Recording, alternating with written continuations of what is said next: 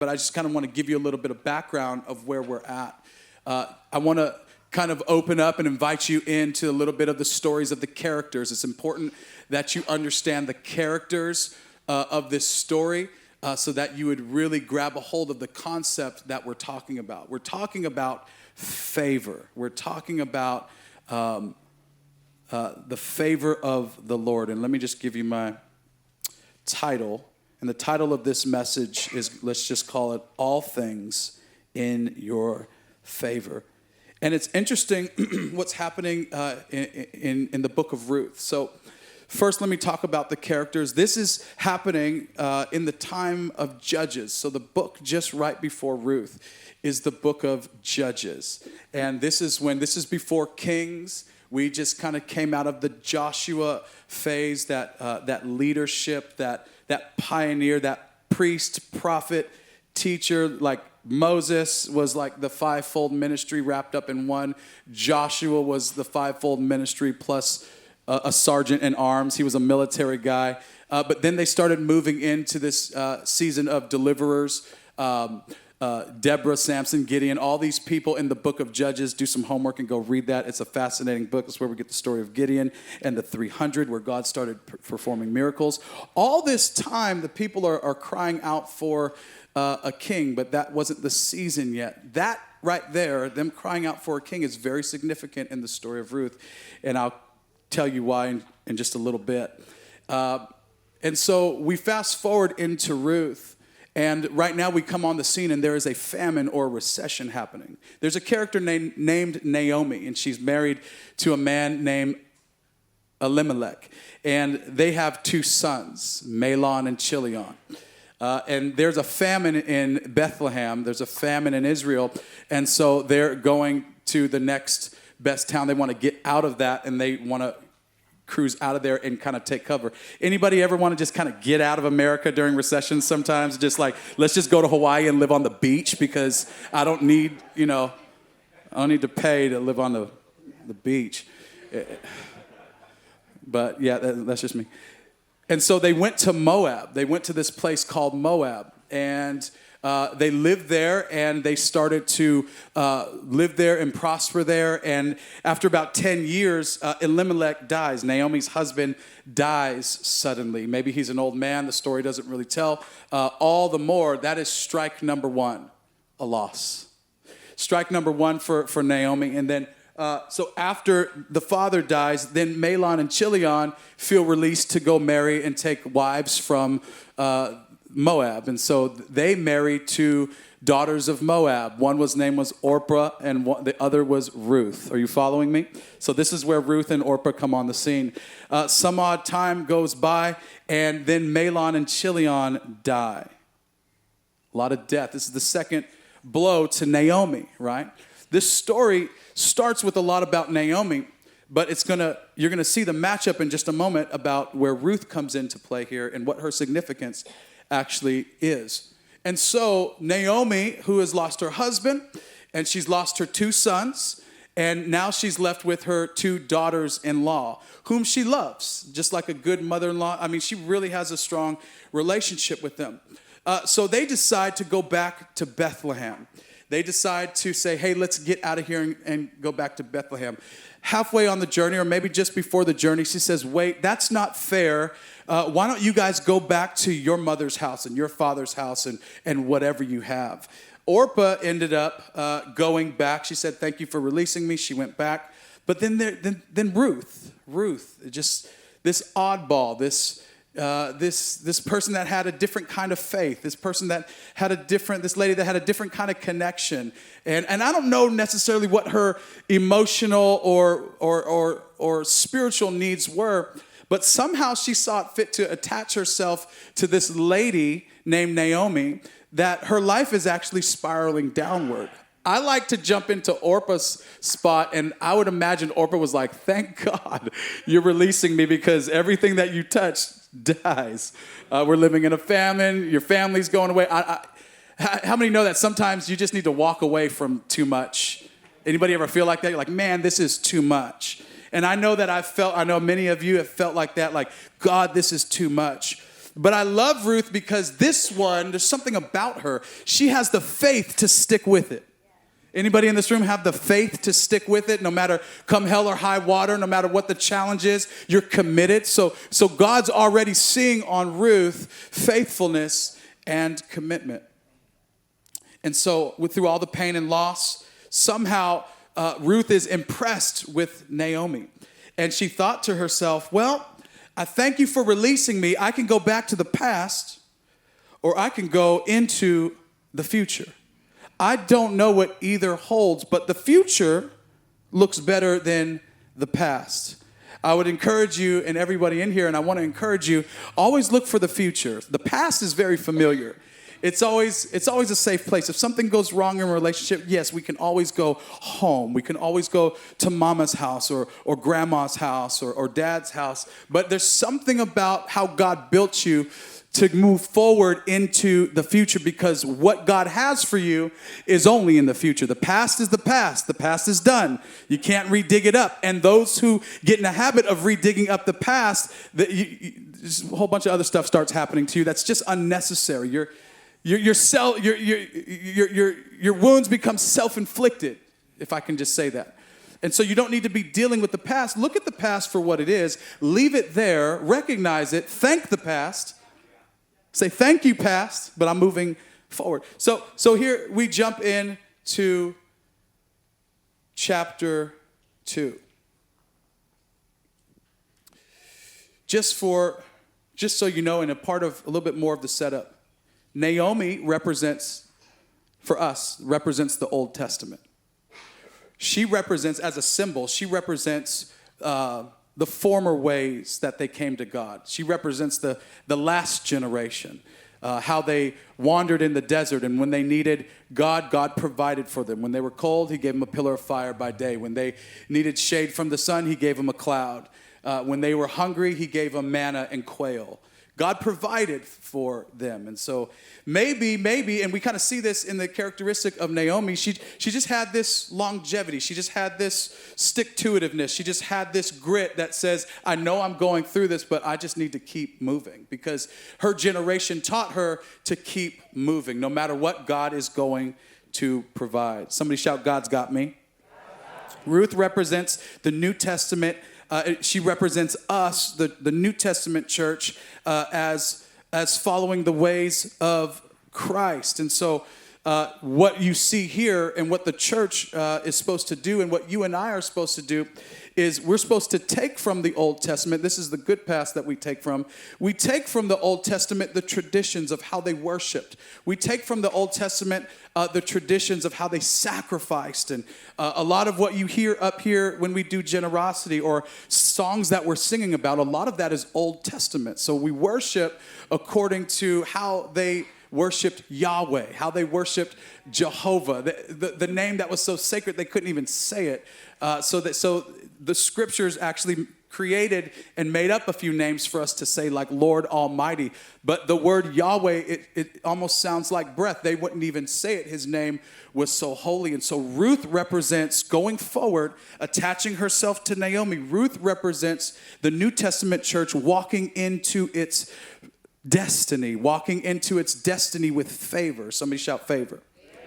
And so let me read this really quick to kind of catch you up. In chapter 2, something significant happens. So Ruth has gone with Naomi, and she said, okay, I'm going back to Bethlehem with you, because maybe God will bless me there, because I don't think he's going to bless me back here. And it says, now Naomi had a relative of her husband, a worthy man of the clan of Elimelech, whose name was Boaz.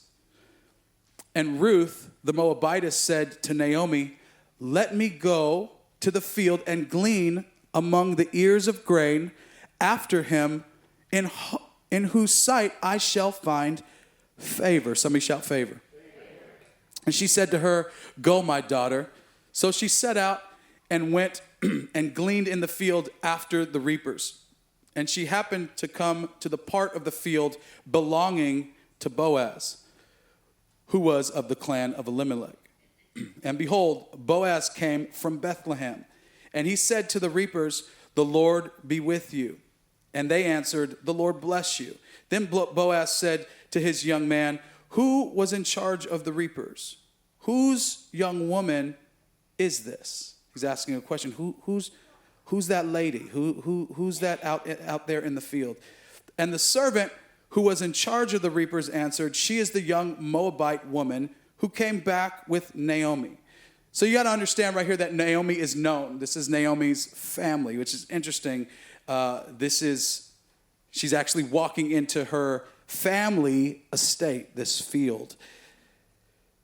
And so Naomi from the country of Moab, she said, please let me gather among the sheaves after the reapers. So she came, and she has continued from early morning until now, except for short rest. You got to take a nap sometimes, everybody. You got to take a nap. Then Boaz said to Ruth, now listen, my daughter, do not, this is key right here, do not go to glean in another field or leave this one, but keep close to my young women. Let your eyes be on the field that they are reaping and go after them. There's something about where we fix our eyes. And like I said before, what led up to this point right here was Ruth getting a picture of Naomi's life. Naomi going through lots of pain and lots of loss. Maybe Naomi did not say or exude what we think faith should look like. But the thing is that she kept her feet moving. She just kept one foot in front of the other. That is a skill set that we need. For some people, that's a sign and a wonder, because a lot of us are just used to doing this when we're waiting on a season to transition to something else. But even in the season, and I'm going to talk about seasons in just a minute, even in this season, Naomi just kept on moving. It says that when she got into Bethlehem, there was a gasp in the air, and people were like, "Ooh, is that Naomi?" I like this because I feel like Bethlehem could feel a little bit like Hollister. Maybe you lived here, you grew up here, and then maybe you moved away, or maybe you just tucked yourself back in Piscinas, or you strategically moved to San Juan. But when you come back into town, you almost get that feeling like, hey, there's Roger. Hey, there's Tim. And you're known. Does anybody? Nobody wants to admit to that. Hey, I've had 7 conversations about this. Trust me, I know what I'm talking about. And so the same thing happened to Naomi. She gets there and they're like, ooh, it's Naomi. Naomi's like the matriarch. They know who she is. She's deep in the streets, right? Her name is known. She's got street cred. And she's like, ooh, Naomi, you're blessed. And they said, and this is all in chapter 1. And then Naomi said something interesting. She said, don't call me Naomi. Call me Mara. Because God is dealing bitterly with me.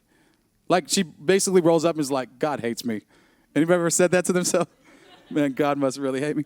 Because you're feeling punished. Now, even through what we would call little faith or lack of faith, Ruth is still watching her and her movements and her actions. So Ruth is following behind her saying, I still feel, even though you're kind of beat down right now, Naomi, even though you're a little bit of a naysayer and you're not showing me the hope for the future here, I'm still watching you walk, and you're still walking towards Bethlehem. Bethlehem means the house of bread. And so it's interesting that folks who need some bread are still journeying on the way there. So I think God sets it up that way.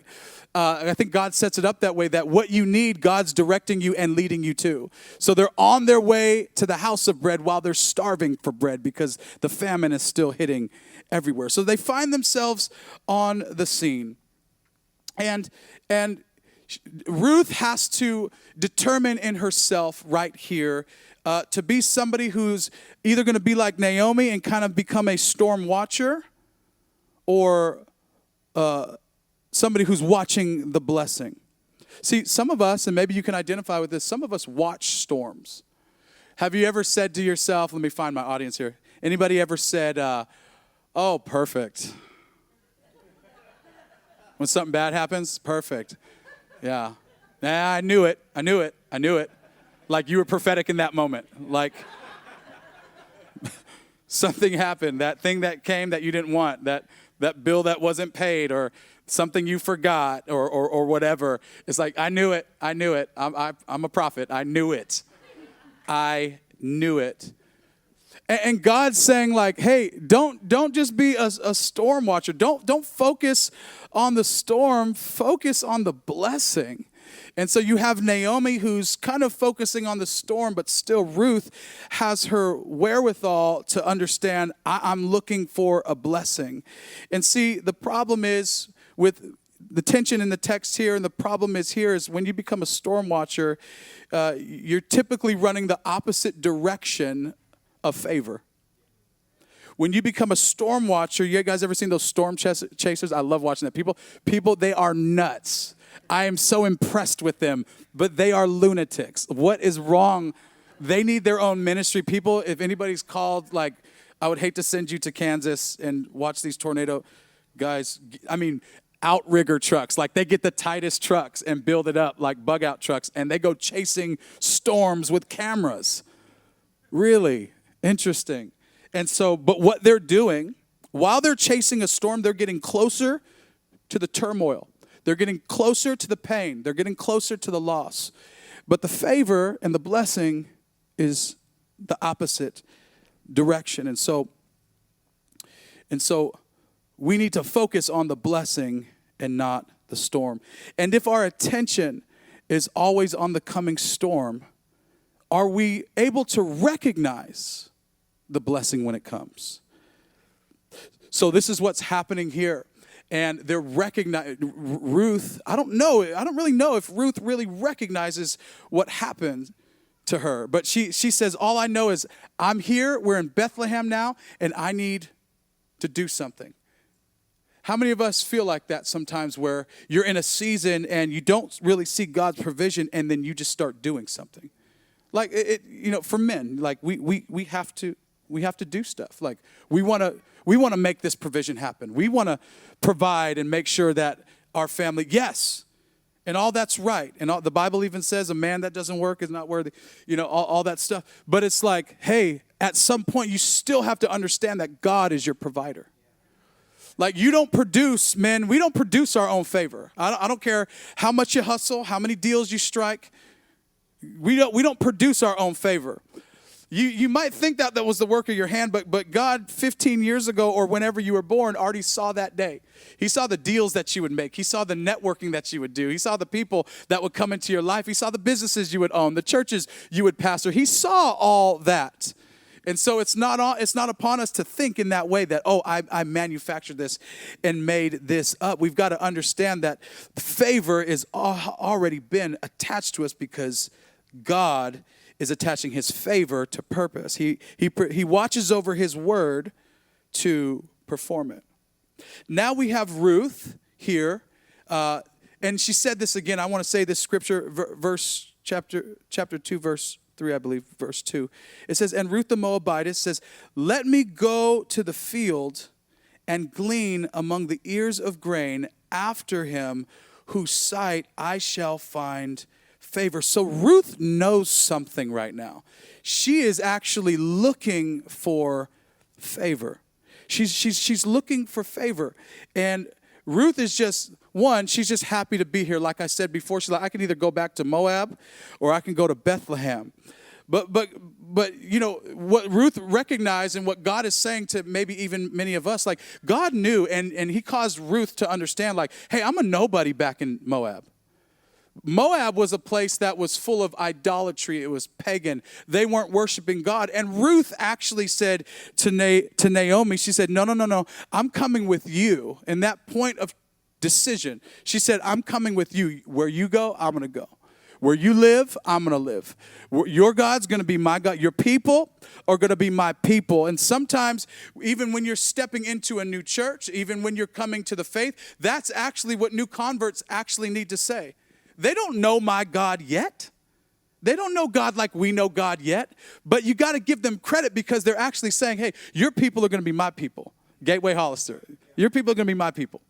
And your God's going to be my God. So help me because I don't know your God too well yet. But everything that you're doing, your outreach is going to be my outreach. Your small group is going to be my small group. That's what they're saying. And they're connecting in that way. But the interesting thing here is this, is that God orders steps. Somebody say that with me. Say God orders steps.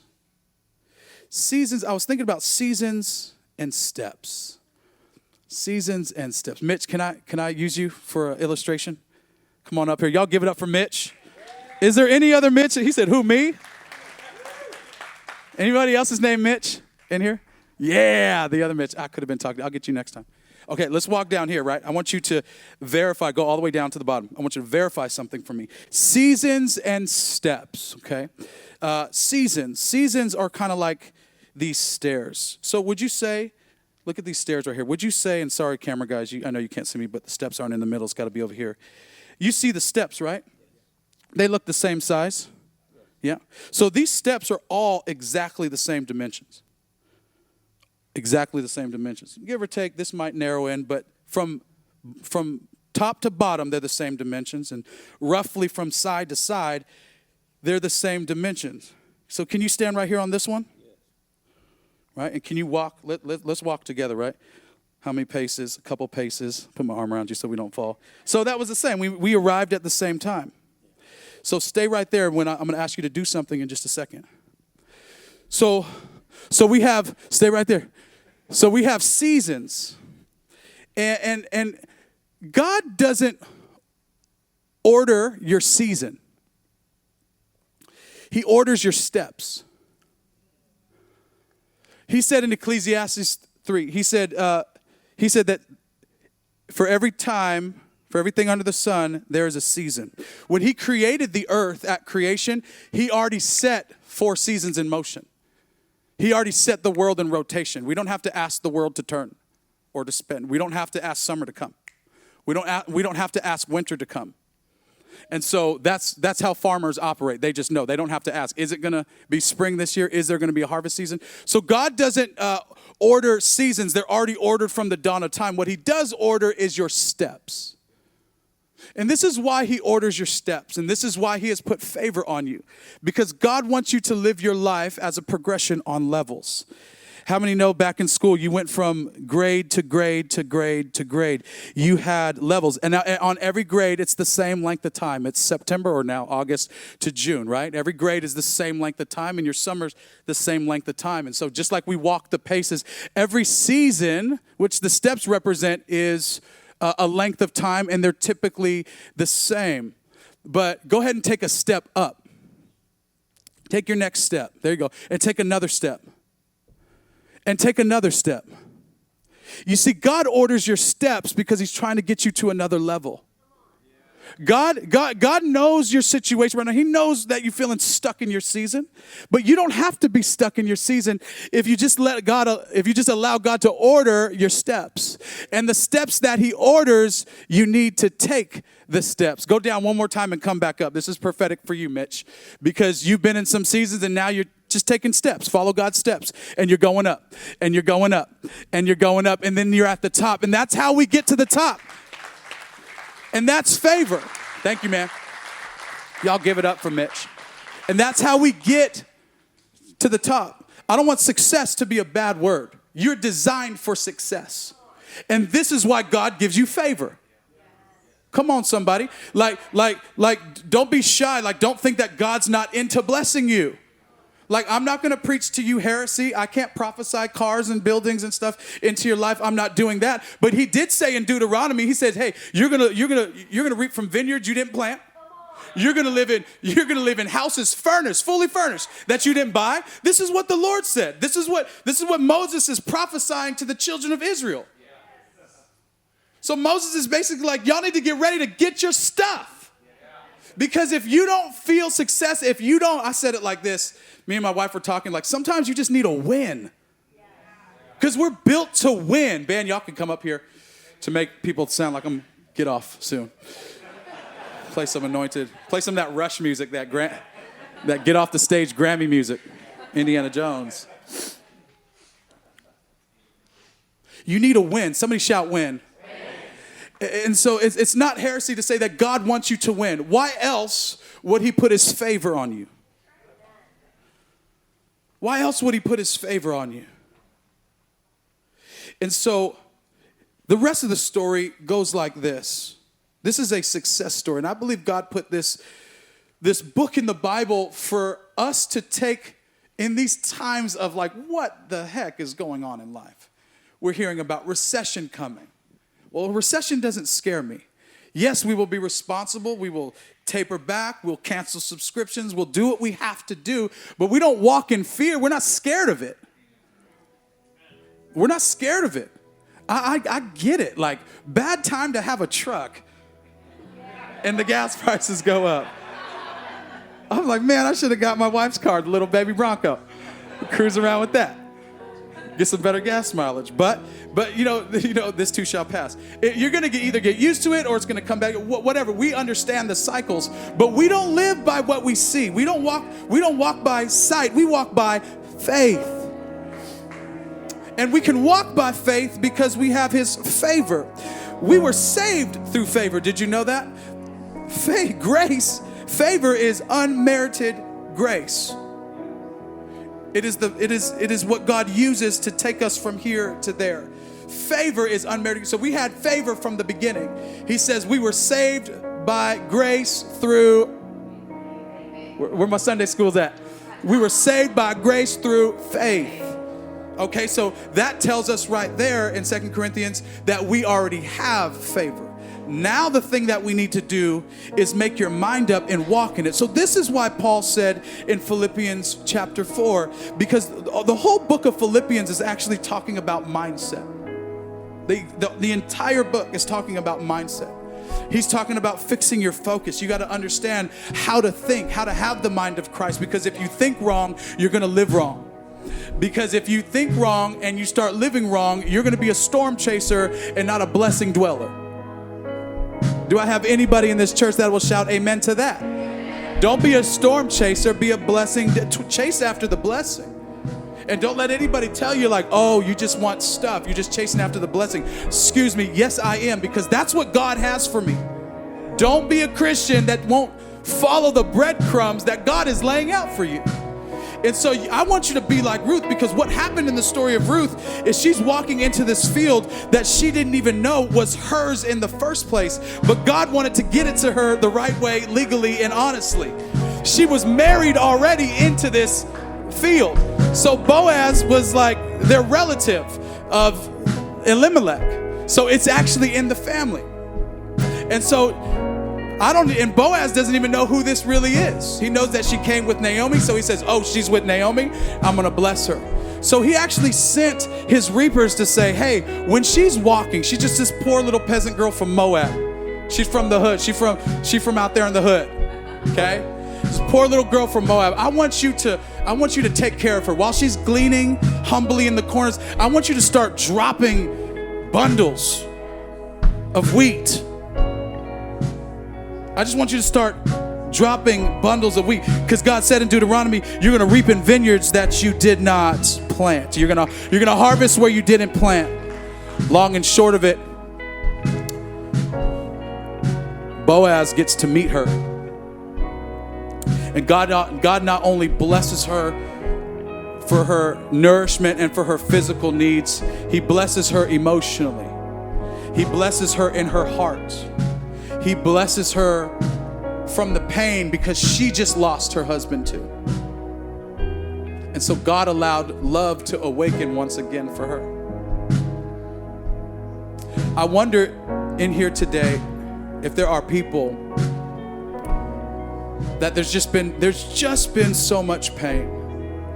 There's just been so much disappointment that you don't even want to entertain love again. Love in that way that you don't, and I'm not just talking about single people or widowed people. I'm just talking about starting that business again. You put your heart and soul into it, and it just doing ministry again. You put your heart and soul into it, and it just got hard, it just got tough, but I want to pray for those of you. I want to pray for two people. I want to pray for those who don't recognize the grace that's upon you right now. And there's a favor that's upon you right now. After hearing the preaching of the word, that God wants you to take a step and make a decision. I'm going to pray for you for salvation. That your salvation is by grace through faith, and that alone. The other people I want to pray for in just a moment are those who are just like, I don't know, Pastor D, I don't know if I can do that again. I don't know if I can raise my hand to that again. I don't know if I can start that business again, or lead a ministry again, or jump into church again, because there's too much pain there. I don't know. But I want to pray for those. I want to pray for those because I just want to tell you this right here. The truth is, God's favor will change your life. You already have God's favor and you know it. God's favor will change your life. The grace of God will change your life. Favor is all around you. And I prophesy to you right now that the thing that caused you pain, the things that caused you the deepest anguish, the loss, the pain, the circumstances that happened, that God's saying, I know I was with you the whole time. I knew you were going to go through that, but there's still a house of bread in your future where even though you're hungry right now and you're starving for longing for that thing, there is a house of bread in your future. I just need you to keep on the path to Jerusalem. I just need you to keep on the path to Bethlehem and roll with a Naomi and roll with bitterness and roll with pain just for a little while longer so that you can be stopped right at a field. The field where your destiny unlocks. There's a field. It's like you took a wrong turn in a strange city and then you end up next to a field. And you're like, what is this field? I just took a wrong turn. But even that wrong turn, God can work for your good because He works all things for your good for those who love Him and are called according to His purpose.